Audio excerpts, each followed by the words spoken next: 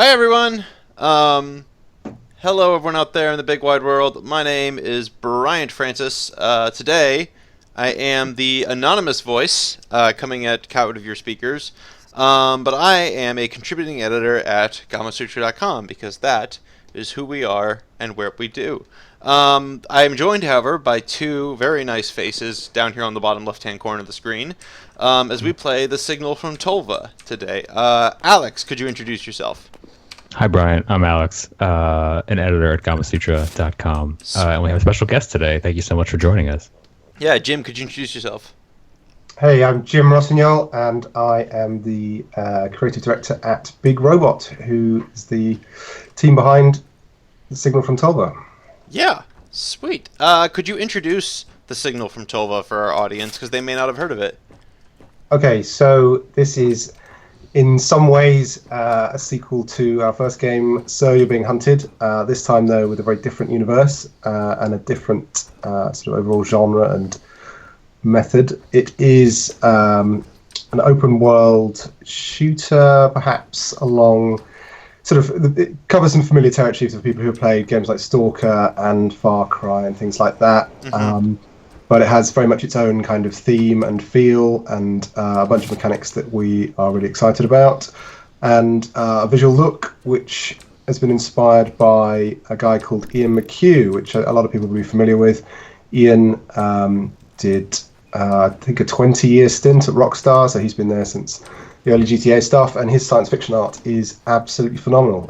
And so he agreed early on in the project, much to our amazement, to come on board and do some concepting and allow us to base some of the stuff that you see in the world on his paintings. And that kind of defined a lot of the direction we went in as well. So a lot of the sort of mechanistic and sort of design stuff in there is just us riffing off kind of visual concepts that he created. Yeah. Right now I'm sneaking up on a camp of robot enemies, so just to kind of catch everyone up on what the vibe for this game is. So you start off this game, you're kind of like, you're an entity whose mind is dropped into these robot drone bodies on the planet, it's the planet Tolva, right? Not the Tolva system? It is the planet Tolva, that's right. Yeah, the planet Tolva, and you're sort of chasing down these signals because there's a signal you're looking for here that you're interested in. And it's sort of, once you're down and you're given, like, through this tutorial area I'm highlighting right now, that's kind of, then you're moving on to, it's kind of it. Then the game's like, here's all the zones you can see, here's all the signals that you currently know are out there. We've just sort of been, I've been playing this game, I've just sort of been going at it, trying to survive and trying to deal with all the robots who do not want me to stay in this current robot body. I picked up a couple friends here using this hacking gun. Picked up a couple robot drones to help me storm this camp, but I'm still looking for the enemies, so I'm going to go hunting. While Alex, do you have any questions about Tolva that you've been burning to ask? Yeah, I mean, we could talk for hours about this game. I actually haven't played it yet. I played quite a bit of Sir You Are Being Hunted, but this is sort of new to me, so it's fun to watch you play. Kind of what interests me the most about both of these games is that there is, like, I'm just gonna come out and say it, like they have a tinge of Britishness to them. Like, there's something very British about the color palette and like the vistas and the design of these games. Clearly in Sir You're Being Hunted, like, it is literally just full of moody moors. But even here, like, there's something about it that just, it sort of reminds me of I don't know, like kind of Doctor Who planets maybe. Like, is that on point at all, Jim, or do you think I'm just being? No, I think that's fair enough. I mean, one of the references actually we used for this was Ian's photos from the Isle of Skye in Scotland, which is, I think, at the start of the new Transformers trailer that came out this week. It's like it's a beautiful, I mean, it's a beautiful British landscape, but it's top kind of science fiction fodder because it has amazing rock landscapes and just these beautiful kind of big volcanic structures and stuff. And we, excuse me, we did a lot of trees last time, so rocks are the environmental star this time.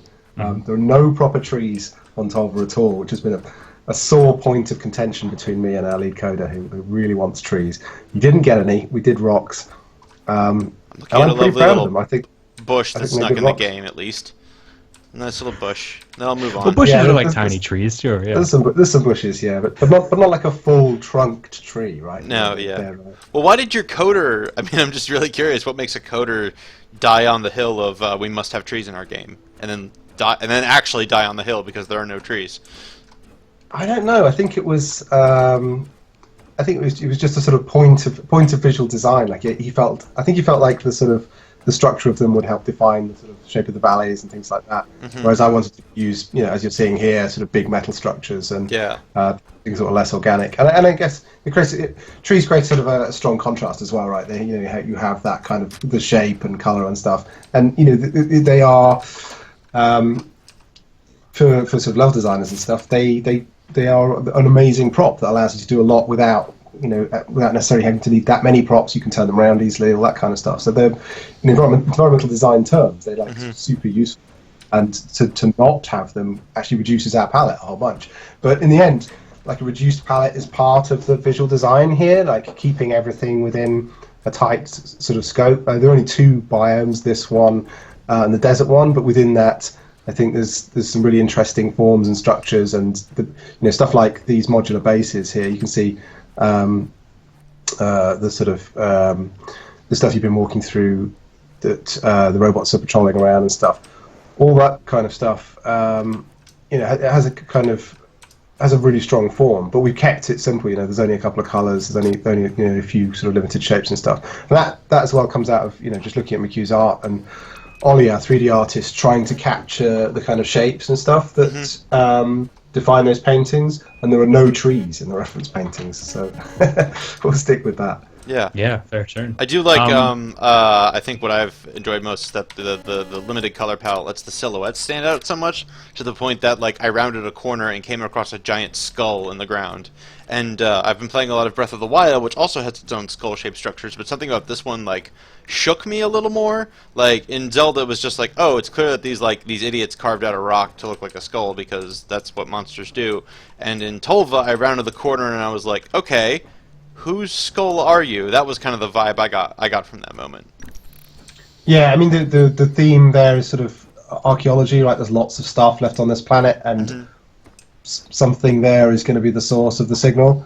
And so, we wanted to make it sort of interesting for you to pick through the sort of remnants and remains on the surface of the planet until you find the thing that it is. And some of the structures, like in the sort of valley you've been exploring, are really ancient, while some of them are newer from kind of generations of robots that have landed here to do stuff. And some of them are brand new because they've arrived with the wave of guys that have come in and checking out what's happening right now. So that's been really fun. Yeah, so in Story You're Being Hunted, the player's being asked to go and find things, and there are robots involved. And I sort of want to know, like, as Big Robot went from that project to this, like, what did you learn from that, and how did you apply it to the design of Signal from Tolva? I think no pressure. I think the design in both cases is to have a motor to get the player to explore the environment.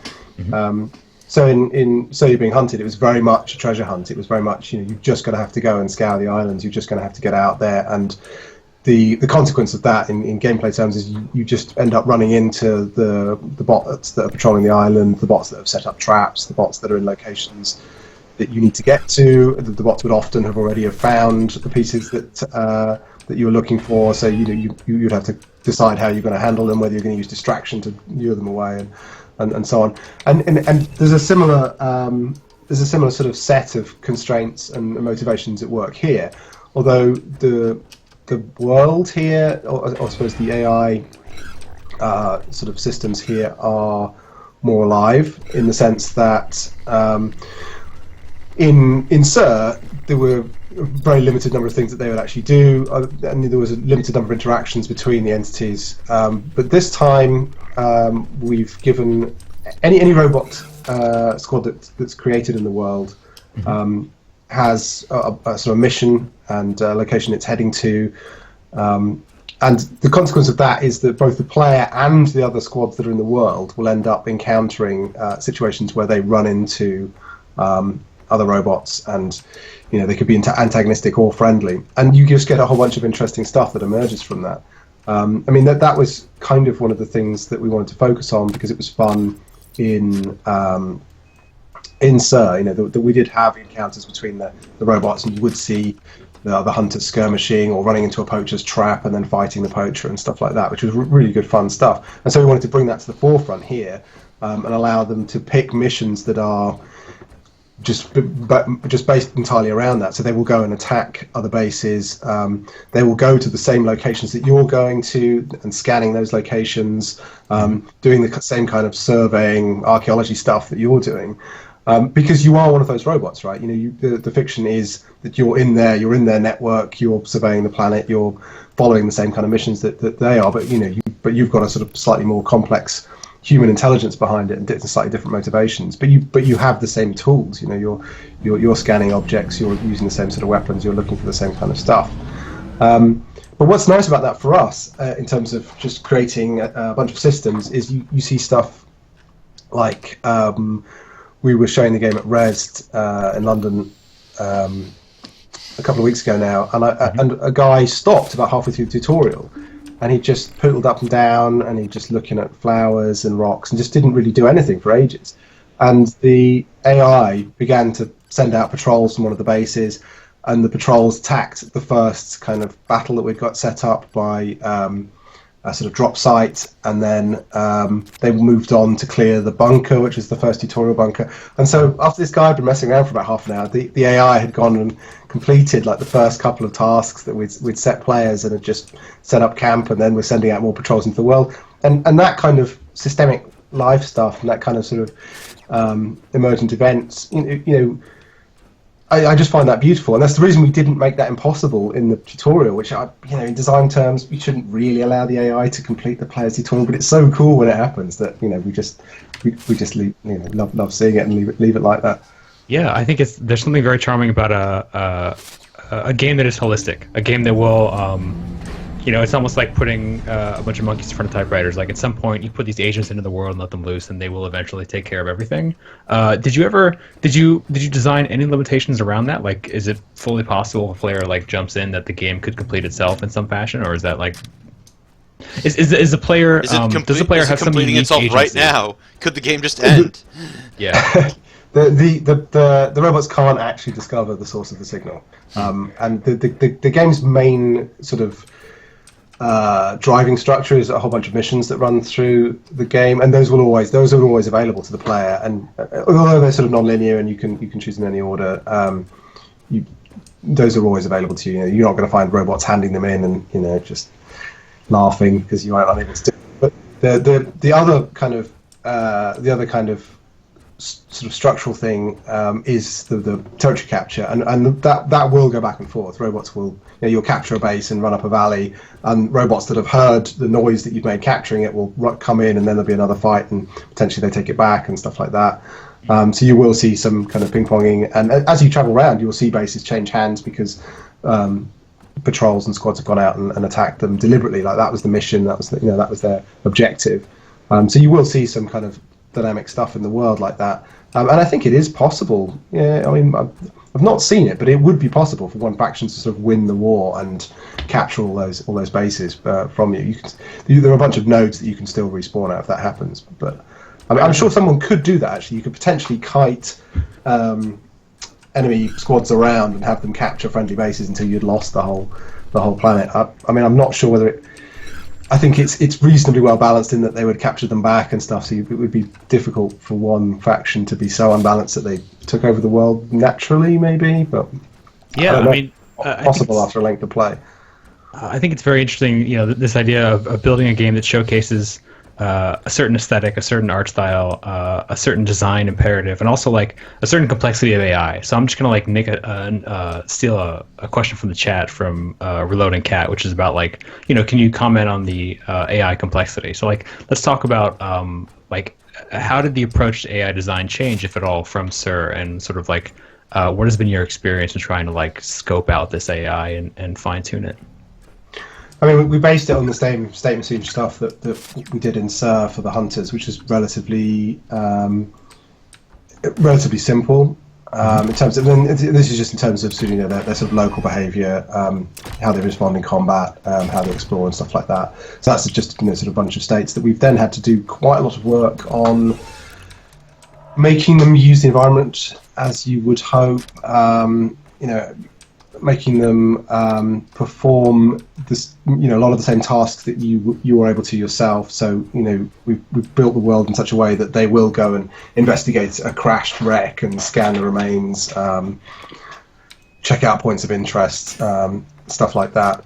The AI basically is two layers overall. One is the sort of director, essentially, which creates bots, gives them a mission, sends them off into the world.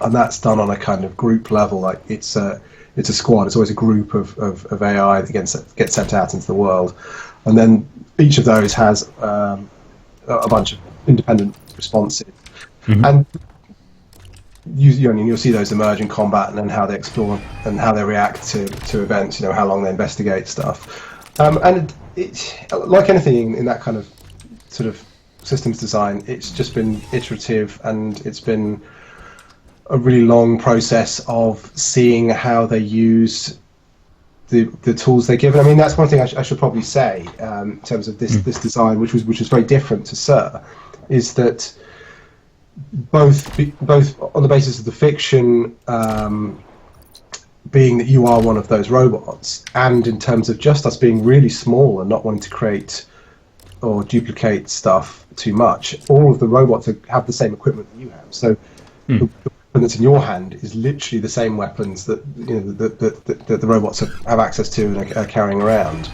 and that allows us to we have to have a coherent fiction, and that anything the robots are using you can use, and vice versa. But it also creates like a bunch of problems, because we have to create an AI that uses the weapons in the way that you do, or at least kind of uses them sensibly. So there was a whole bunch of stuff we had to work out, like how would a sniper bot actually use this stuff, and making sure that they hold back and don't rush forward and investigate, whereas the others would try and flush you out and try and find where you were. And guys that are at range just sort of kneel and wait for you to come back out. And then just giving them a bunch of imperatives that are based on the equipment they have. So they need to know that they're not.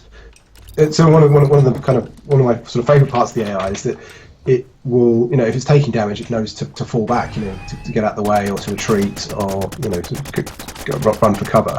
But it needs to know if it's thrown up like a plasma shield, that it's not taking damage, that it can push forward. And it's that sort of little kind of, having a kind of basic bunch of states set up was very quick and easy, and it was something we knew exactly how to do from Sir. But then as soon as you start sort of laying on equipment, trying to make that coherent with both the environment and what you want the player to see in terms of these things acting, some kind of rational agent. Yeah, that's a long process. I mean, we were still kind of figuring out how they would engage at close range and mid range. How you want them to fall back, how they use AoEs, because we have sort of an effect blast that goes on. How are they going to use that when they want to heal friends or themselves, or damage enemies and stuff like that. Right. To work on that as we go. Yeah, I just went through a really intense thing where I cleared out the bots at this location. I was like, why are they running away? Because I was just mowing a few of them down, and then I turned around and a wave of the other faction of bots was charging over the hill. And that was not a fun experience. Well, it was fun, but it wasn't great, Bob. Did you find it terribly dramatic, though? It was basically dramatic. Like it was sort of like that action movie moment where oh, why are the bad guys running away? And you turn around and there's a giant. The hero turns around, there's a giant monster behind them. It was sort of in that vein of comedy and that the oh shit, that very specific oh shit moment. Yeah. Something that strikes me about Big Robots games, at least the ones that I've seen, is that and this is not a new take by any means, but they seem designed to evoke player-told stories rather than designer-told stories, if that makes sense. They are even going back to the puzzle game you guys did years ago, like that's, as far as I know, there's no strong narrative there. There's no message there. It's just something for the player to sort of play around in and sort of like have their own authored experience. I wonder if that's like what it is about that kind of design that entrances you rather than, pursuing a more traditional tell a story through, audio logs or whatever. I think there's two threads to that. One is that we're a tiny team of 5 guys, and authoring a whole bunch of kind of scripted stuff is difficult.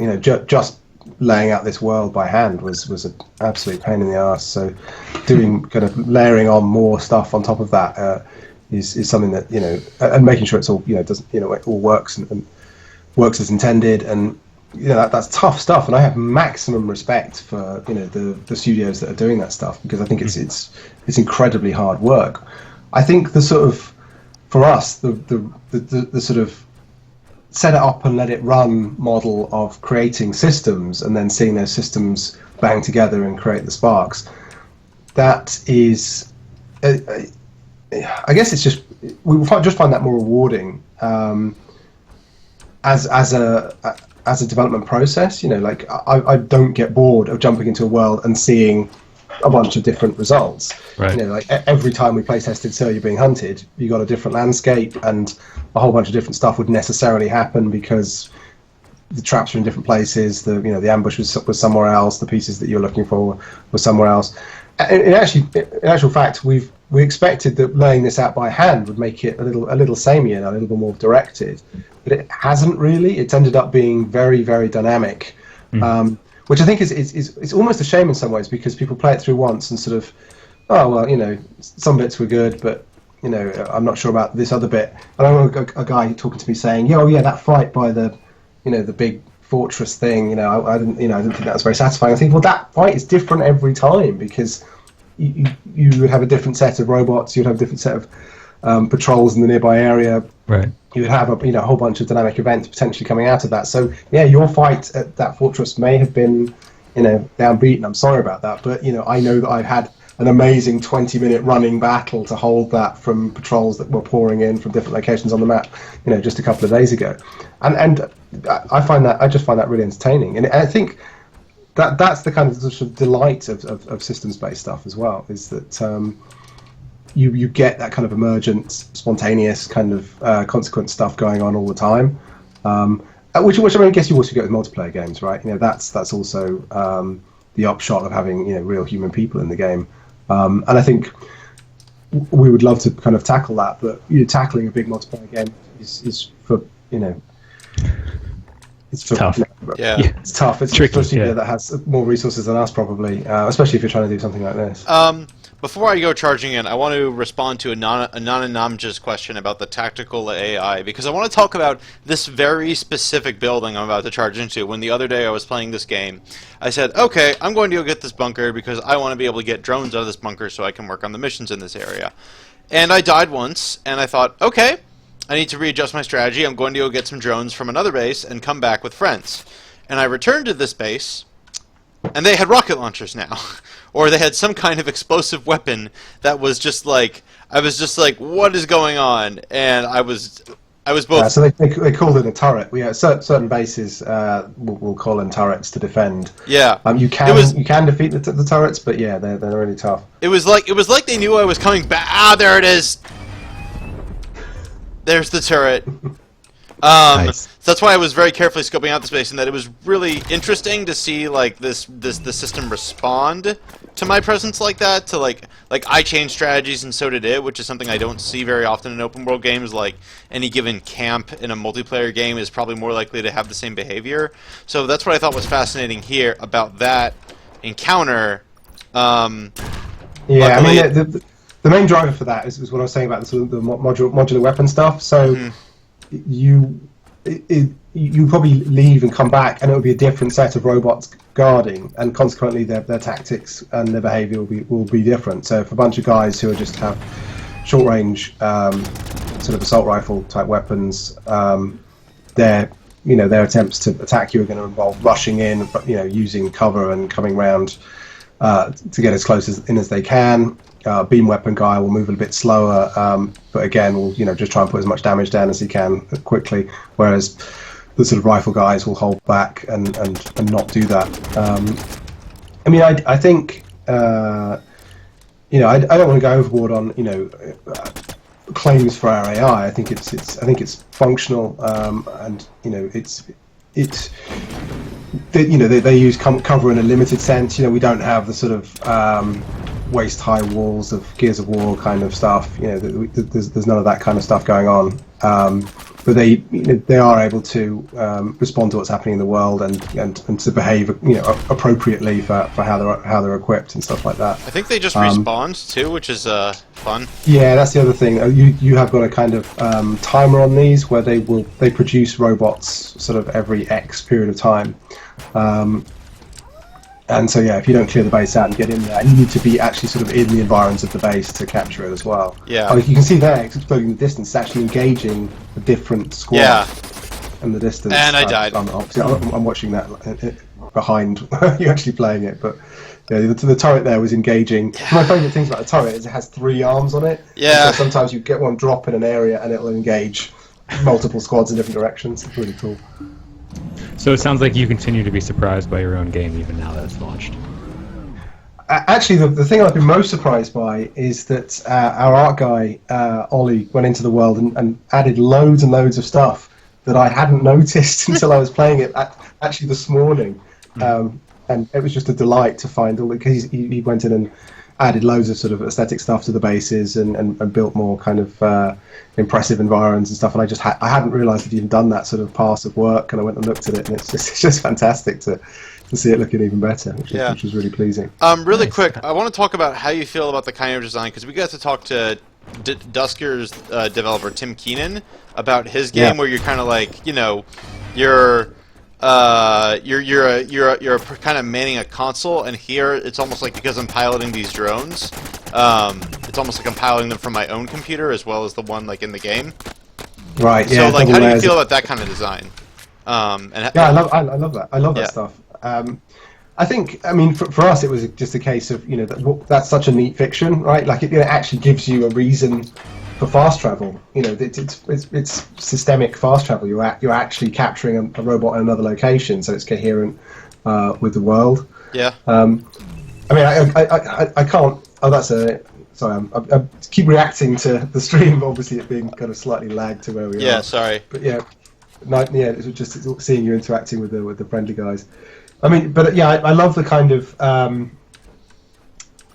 of sense of engagement that provides. You're dissociating yourself from it essentially by saying that you're a remote character who's engaged with it, but at the same time that somehow, for me at least, sort of removes that layer. It makes it more immediate in a sense. That you're fictionally engaged by being the person that's controlling this stuff. Mm-hmm. It's like a pilot. It's like I'm really piloting them from my house here instead of somewhere. Are you serious? Yeah, exactly. I forgot to reload my gun. The other thing I wanted to mention actually was Cass Core, who wrote the law book stuff with me. Mm-hmm. So the game, beautifully illustrated by Ian McHugh, law book that we did. So we didn't sort of drop too much story into the game world, but there is a whole bunch of that stuff that people can get for context and so on, if they want to read around that. And that comes with the game. I think if you got it on Steam, it's in your manual section on the game page. But anyway, Cass has also written a little novella based on that fiction, mm-hmm. and the idea for the end of the novella is that it is ambiguous as to which character in the, if any, has connected to the information broker to be connected to the robots on the planet. So mm-hmm. We're hoping people will read that as a kind of like backstory, and then there's but who am I in the game world? And it could be any of the characters. I played the tutorial a week ago, so I need to ask, how do I capture this bunker? I'm inside it. So if there are guys still in the area, then you can't take it until you've killed them. So there will still be a guy locally to you. I'm not sure. Oh, I think there's a fight going on outside the bunker. Yeah, so basically, if there are still enemies present in the area of either That's of the that's hostile factions, so if it's a friendly faction who will help you capture, yeah. if it's enemy, So I have to circle the base to get around this turret and find. Come on, Brian. You can do this. You got this. You got to find the signal. We should ask also. You mentioned earlier, like playing it after launch and finding new things in it, and packaging in a manual and a novello and stuff. How has the launch gone for you? I know we have been watching the indie game scene kind of change a lot in the last couple of years. Like a year or two ago, like everyone was psyched about I shouldn't say psyched. Everyone was talking about an indie apocalypse, and now it feels like we're sort of past that. How has your launch gone compared to launch? Good, I think. I mean, it hasn't been as strong as Sir, which is disappointing. But then I think Sir was just we rode a whole bunch of waves into that, which was Sir came off the back of the sort of 2012 Kickstarter excitement, and then we came in as part of the survival genre being a thing that took off. We announced the game a couple of months before DayZ hit, and then the idea of survival as a thing just exploded. And then also we were one of the first games on early access, which brought us loads of attention at the time because it was a novel concept and people were sort of excited about that kind of being part of that process. And I think we wanted to avoid early access this time. Partly just on a sort of development basis, we just wanted to ship version 1 of something.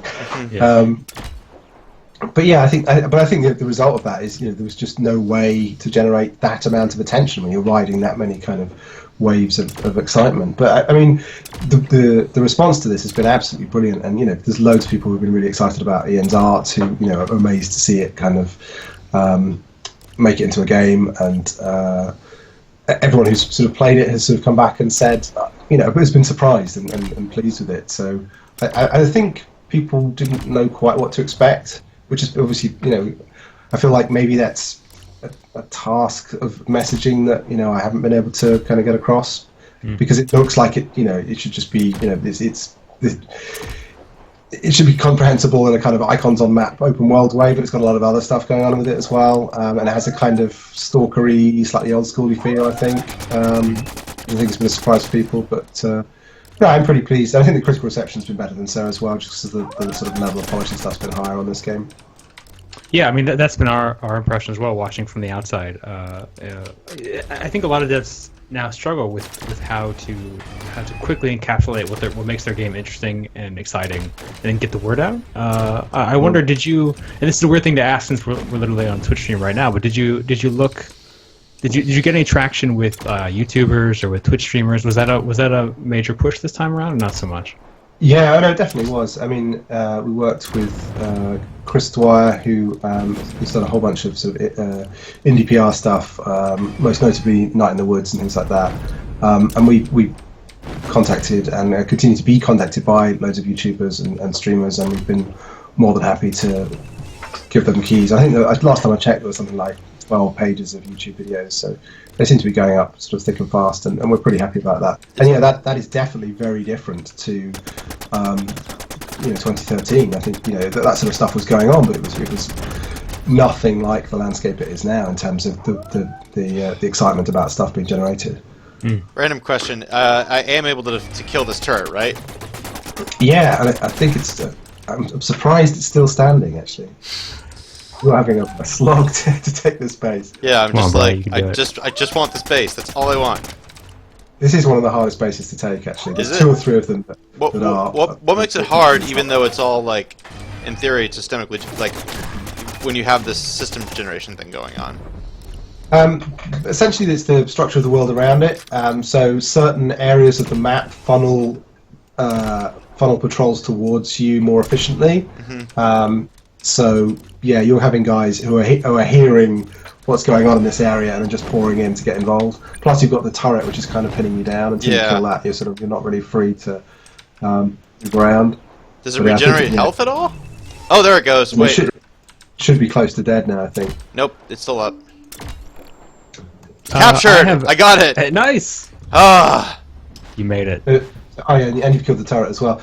The yeah, so you'll find now that the base will generate friendlies, and they'll begin to defend it. Oh, thank God. Brian, you are truly a pro robot geologist, combat guy. Jim, I need your help for a second. Can you please help us figure out a word for how to describe game design that uses that sort of second layer of remove? Like here, where the player is literally, launching the game and then launching into a robot. What is that? Is it like prosthetic kind of fiction or something? I don't prosthetic know. interface? Prosthetic fiction, that's cool. Something like that. Prosthetic fiction, I really like that word. I don't know if it's accurate, but I really like that word. Like, the fiction is I can't take full credit for that, actually, because there's a really interesting writer called Stephen Shaviro who suggests that the virtual metaphor, and also the metaphor that makes virtual the primary kind of descriptor for games and digital is wrong, and that it should have been prosthetic. So like prosthetic reality rather than virtual reality, because virtuality suggests that there's something not real about it, whereas prosthetic it suggests that it's an extension of existing sort of senses and stuff. And I've also that's a really neat kind of insight into like a word perhaps falsely representing the reality of something digital. Anyway. No, that's real good. Prosthetic interface, prosthetic design. We'll think about that. So now that the game is live, what are your? I shouldn't ask like what are your plans, but like how does it feel to have shipped this game? Like what are you looking towards now? Or is it are you just like still on that production slog where you're just trying to update the game and respond to feedback, or is there something? Yeah, I mean, it's very different to last time in that SIR was just in pieces for a long time because we were doing the early access thing. We had a really short development cycle before it was available for people to play, and then we spent months and months and months putting in stuff that we promised, stuff that we wanted to do, and eventually even just completely rebuilding the game for multiplayer.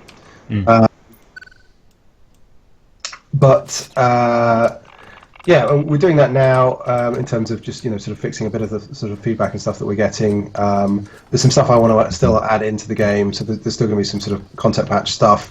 Then the other aspect of this is that we've built like quite a cool kind of real-time editor thing within Unity that allowed me to lay out the game world quite quickly, and I've got quite kind of fast at doing that. So I wanted to do more of it because it's a skill I've developed, and I don't want to sort of waste it. So I'm definitely want to come back and spend some more time both working on this primary map and then also sort of looking at sort of secondary stuff.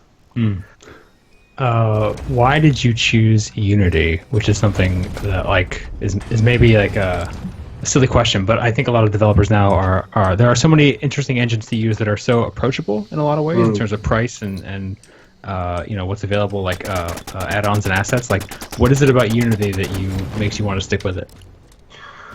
I mean, I think it was familiarity was a big deal. We spent so much time in it in SIR being hunted. Got very familiar with some stuff that we knew we were going to reuse, like the sort of first-person middleware.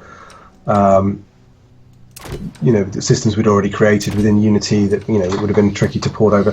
I mean, I've spoken to a lot of people while we've been developing this game, and a couple of fairly sort of well-known developers have suggested that we should have used Unreal or should be looking at using Unreal in the future because of just the way it handles big first-person stuff. But I think that it just comes down to what the team is comfortable with, what the coders want to be able to do. Everyone has a high fluency with Unity now, and also we're really familiar with Unity themselves. We had some sort of serious bugs with this that we took back to them and said, what do you think? And they've gone out of their way to help and figure that out. So that stuff's been absolutely brilliant for us. Right. And I don't striking out into, I mean, as much as we enjoy sort of learning new tools and things like that, striking out into the unknown is scary, and it's there's so much to development already that using sort of tools that you're super familiar with is a good thing. So I should say this turret, you could definitely tank your way past it by throwing your shield up because there's quite a lot of cover around it. Yeah, but it's personal. It's personal. This thing is coming to my land, and I'm not Brian, there. Don't hold grudges. I do. Yeah, but that's the thing. The robot doesn't hold the grudge. But the pilot does. The robot. Yeah. Jim, why are robots cool? Seems like you have a lot of robots in your games. Don't have to do facial animations. That's the main reason. No, I enjoy the kind of the characters that you can put on them and stuff. We've really enjoyed making these robots. I think and they definitely have a completely different sort of look and feel to the Sir robots. Mm-hmm.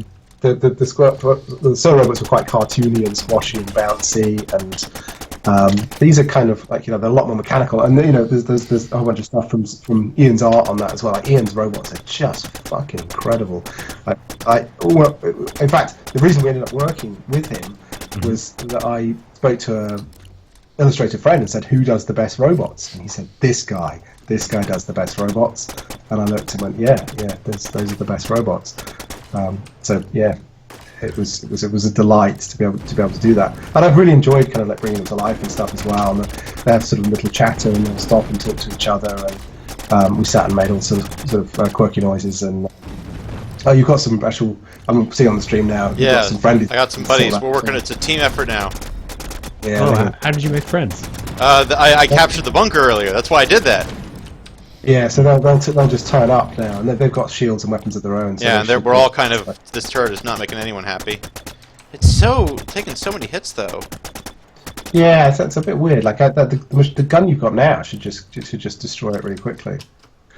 Brian, have you thought about just not shooting that? Like just we putting got the it. gun down and. I wonder actually if we were seeing like a collider error, because I wonder whether those doors at the top are registering a hit but not actually registering damage. Well, I did. I shot it forever, and it cowed. Yeah. It's dead, unless my guys did it. But that's the thing. Like it blew up very quickly when those guys arrived. I wonder whether the hit is registering on. Yeah. That would.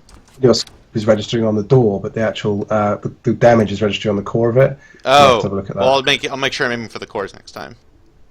Yeah, that could be it. Yeah, I'll have to have a look. Really, I sort of wondered why, Brian, you're not just putting your weapon down and going for a stroll. It seems so nice. Maybe you could just everything around every corner is a new thing trying to kill me. Well, that said, actually, Tom today was working on. Like a tourist mode, so like a free cam, also sort of invisibility function, removing the HUD and stuff. So if people want to go in and sort of wander and take screenshots. That'll be supported very soon. Well, what do you think is? I've heard people ask for that. You know, what's funny is someone has said like BioShock Infinite would be a better game if it didn't have any shooting, and I questioned that assertment, but like there is a desire sometimes for people just to wander the environment with kind of a no-clip cam. What do you think is the value on that one? I think that's super valuable. I mean, you just have to look at the sort of. Have you seen Dead End Thrills? Absolutely, yeah. I can't remember his surname now. But that sort of stuff is just it's just beautiful. And I also think there's an extent to which incredible sights are buried in games, and they take games are tough and they take an incredible amount of time, and there's an extraordinary sort of reward for finding your way through and getting into that. But at the same time, in fact, Ian, the artist that we based this stuff on, was saying this morning, he wishes that there was tourist mode on more stuff because he's a busy guy, but he wants to be able to see some of the amazing stuff that his fellow artists have ended up creating. And I kind of agree. I think that I would love to have just wandered around any of the BioShock environments. I enjoyed playing them as well, but the sightseeing is a big part of. I mean, just tourism generally in games has always been a big thing for me.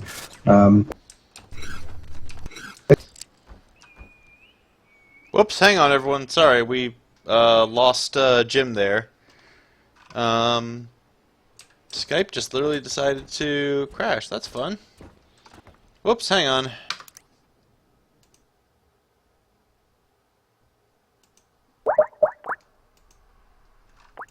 One moment, everyone. We'll be right back. We'll get them back in around. So you mentioned that Sorry, game development is incredibly tough. I crashed there, so I missed. think what's interesting is that you know, Big Robot has been around for quite a while now, but long before that, you were doing other things. You were writing about games, talking about games. Alex, I'm very sorry, but I just lost you guys on Skype for a second. It just literally reconnected. So, Jim, if you could repeat, I'm sorry, whatever answer you were talking about before. I lost it. It like really just before Alex started. Whatever you were talking about before Alex started asking that question. I'm sorry. Okay, what were we talking about before? I don't remember. I don't remember either. Okay, moving on. Moving on. You were doing things. About the importance of tourist mode in games, and we said yes, important, good, and worth supporting for devs. We like it, and I think you mentioned you were looking forward to people being able to step in and to wander around and take a few snaps. Yeah, we're going to be supporting that. Yeah. Yeah. And then I gave a silly anecdote about So You're Being Hunted, and then I wanted to ask a question because you mentioned earlier, you alluded to how tough game development can be. And Big Robot has been around for a while now, but you know, long before that, you were writing about games, talking about games. You know, at Gamasutra, we have a regular influx of people who want to become game developers, or who are young game developers, or are just getting started. So I want to ask you again from that perspective, like, what have you learned about game development in your time, and what has been the trickiest part? I want to stress that my journey here is going to be, you know, unique. Because of the way I've come in from games journalism. I mean, there are certainly lots of great games journalists now working in development in lots of capacities, and you know, but I wouldn't say that's a route in to sit and write about it all the time. I think much more direct route will be getting a job if you can, or if not, just making games. Right. I think the perhaps certainly from my experience, the biggest lesson has been project management, which sounds incredibly boring, but it is kind of the answer I think that I would give to anyone, is that the real challenge is being able to get something done and knowing what the people around you can do and what their limits are and what their interests are, what their abilities are, and to say no to something, when to push for something, and which is a whole bunch of weirdly kind of social stuff, but I think it is very, you know, it is very, very much and very explicitly the one of the main problems in game development. I mean, I think we've seen that in, you know, the debates around crunch and things like that over the past few years, you know, and the sort of discussion as to whether that sort of macho, we worked for, you know, crazy hours thing is toxic, because, you know, it probably is. And I think, you know, and I have pulled, you know, ridiculous hours on different things, and we've worked very hard on this game, but I'm also aware that Big Robot, as a group of developers started out old. You know, we all have families, and we've all had previous careers and stuff, and the idea that we would just do crazy amounts of work is just not feasible, and, you know, it's just not something that any of us were going to be down with, and you know, I think all of us have been there and also hit burnout on ourselves in different careers in the past, and, you know, we're ready to not face that in game development. And so, yeah, learning that, understanding that design documents are going to be, you know, going to be flexible, and that's going to be something that's going to emerge out of interactions between people over time. Yeah, I mean, there's a lot there, but I think that's the hard problem that people don't kind of really think about before they set out. You know, you're going to be working closely with some people for, you know, years and years, and it's going to be hard and stressful. And just sort of being ready for that, and knowing that you need to kind of manage your resources is just critical. Yeah, I think you're absolutely right. But it's tricky, you know, like that's like a soft set of skills that are much harder to convey and learn than say, learning how to use spreadsheets or how to budget or how to work in sprints. Like this is like being able to know your team and know your limits as a human being, and when extra effort does not translate into value is like something I think a lot of people only learn through experience. Which makes a lot of sense with why you say that, but also like it's really hard for us to give that to people. But no, that's a really good point. I didn't realize Big Robot was in a sense a family studio. That's quite laudable. In fact, James, who was the lead designer on So You're Being Hunted, has just become a father. So we have that level of familyness going on. Yeah. Mazel tov. Congratulations, James. Yeah. Okay, so we should, Brian. What's been your journey in our hour? Well, right now I'm checking out some sweet new guns. So I was hoping like you had grown as a person, you had come to appreciate. I got some freaking sweet new guns. That's what I've got. All right. I am trying to figure out what these guns are, actually, to be completely honest, because this UI. I'm sorry, James. James, it's Jim. It's It's a little like, what am I looking at in some senses? Okay, yeah, sure. I mean, UI is hard. yeah, but I would definitely buy one of the beam weapons if you haven't used one already. Which is do the I green have kind of cylinders? the green cylinders? Okay, I've got. Yeah, I can do that, and then. Yeah, totally. Let's see what it does. So, I have a kind of a dumb question, but I'm just going to throw it out there because we're getting to the end here, and this has been a lot of fun. How do you name these things? Like, what is your naming process when you're sitting down to be creative? Is that something you worked on or someone else? Because I love the names in this game. I love the ogre and the ads, and I love the location names. How do you do that?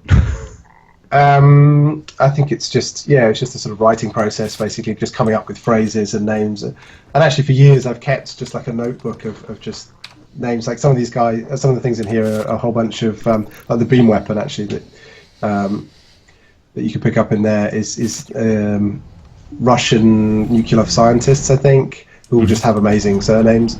And I find that just noting connections between stuff. So we had that kind of list of Russian nuclear scientists, and then I found a list of quantum scientists, sort of quantum physicists, I should say.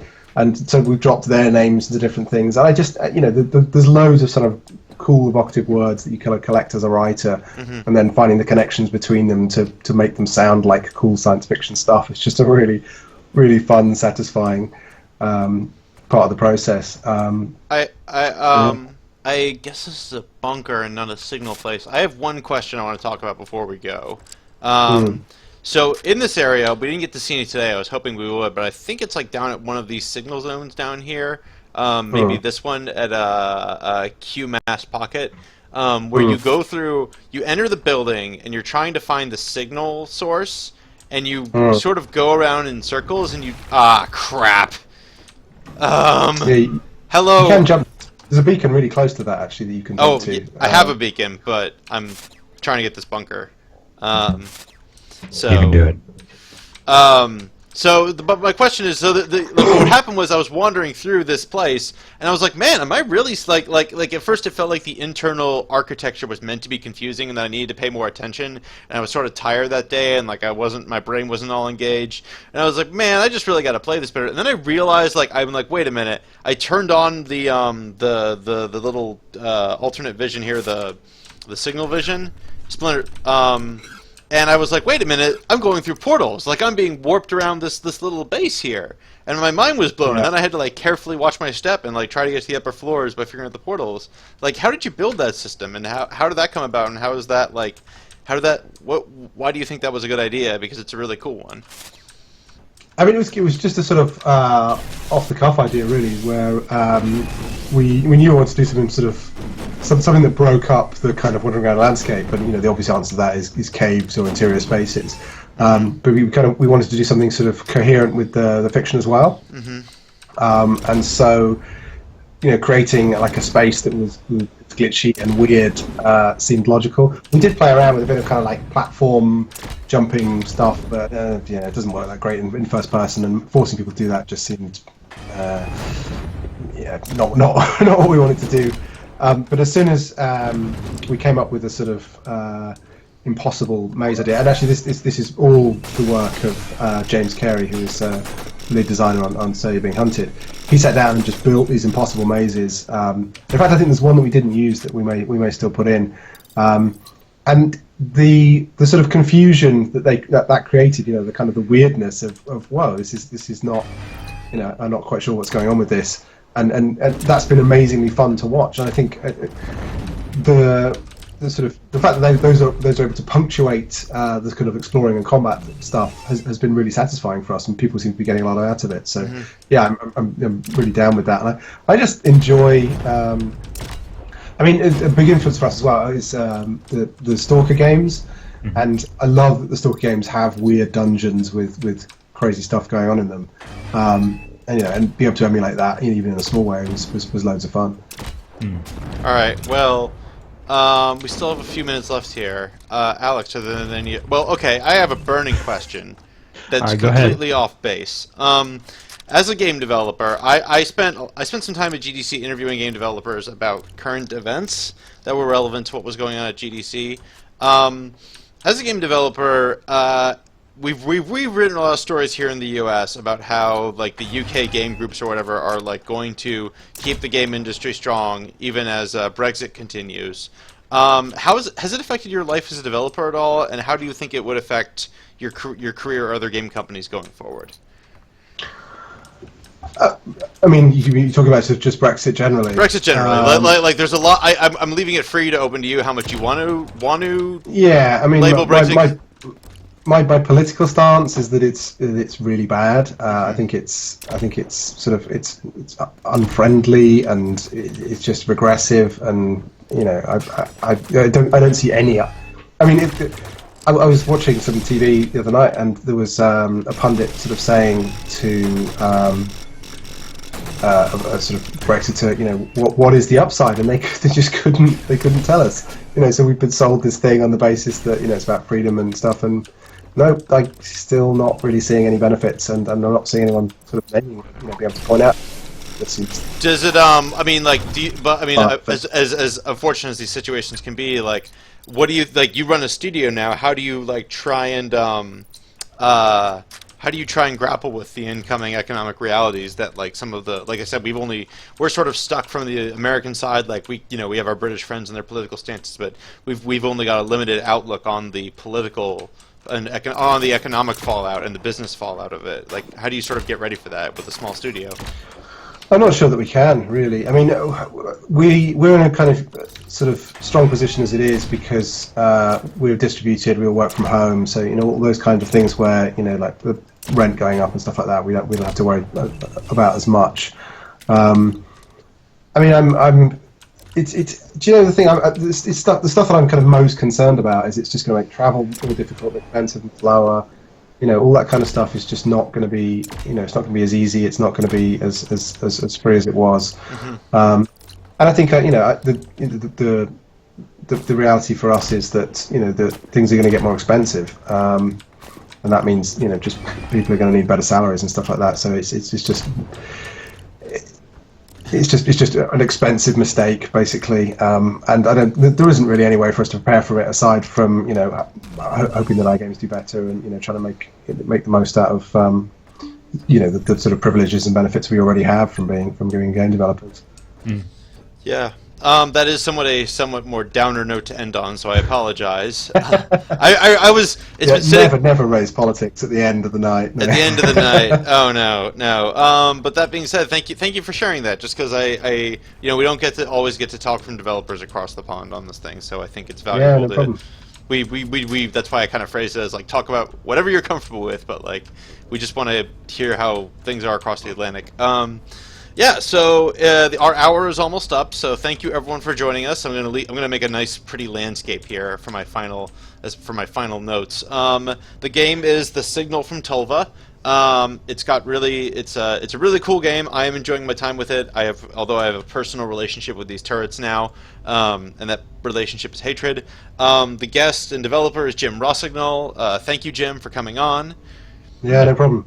You can buy it on Steam. Is it on any other platforms besides Steam, Itch, or anything? Is It is on Itch and GOG and Humble. Cool. So if you're looking for it, you can find it there. We'll be writing up a write-up of the stream, so if you've only caught part of it, we'll have the whole thing for you to watch in a moment. Jim, is there anywhere else you want people to look for your blog, look for your Twitter or anything? Is there anywhere else you want to send people? On big-robot.com, we've got a blog up there that I'm going to be posting a big breakdown of stuff we've been up to and sort of talking about development generally soon. So if you're more interested in this and say you're being hunted, you can check that out in next week probably. Cool. Nice. And if you are interested in more interviews like this, we have more on the way. We have a lot more on the way. You can scroll down and click the follow button here on our page, and we would love to be able to send you updates about the cool developers we're talking to and the cool games they're making. So with that, thank you everyone. Bye. Bye.